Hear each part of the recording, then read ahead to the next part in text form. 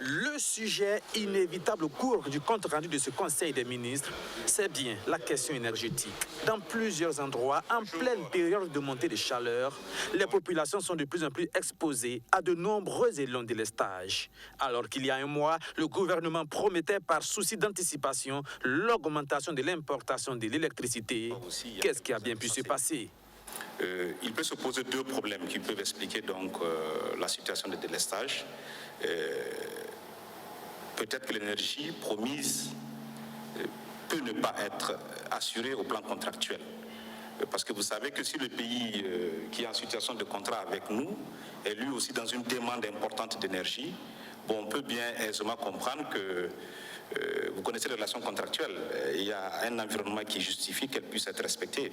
Donc cela peut se faire. Donc il s'agit ici certainement d'établir la véritable cause. Est-ce que l'énergie achetée, on peut dire ça comme ça, puisqu'il s'agit d'acheter en Côte d'Ivoire ou d'acheter au Ghana, est-ce que cette énergie est arrivée?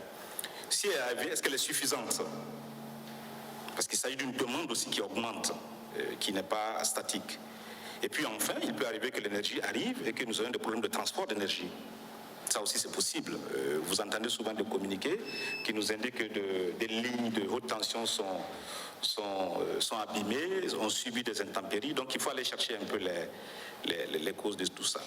Au-delà de cet aspect factuel, l'interrogation, c'est comment régler de manière structurelle et peut-être définitive la question énergétique. Maintenant, je pense, et on peut être tout à fait convaincu, qu'à l'expiration de l'exécution du Millennium Challenge qui met un accent sur le secteur de l'électricité, ça veut dire l'accès à l'électricité qui va développer l'offre d'électricité, je pense qu'au bout d'ici 5 ans, nous pourrons être en mesure peut-être de dire que le Burkina Faso n'a plus besoin d'importer l'électricité. Et pour rompre avec la dépendance d'avec l'extérieur, le Burkina entend développer ses propres sources d'énergie. Le sujet était sur la table du Conseil des ministres.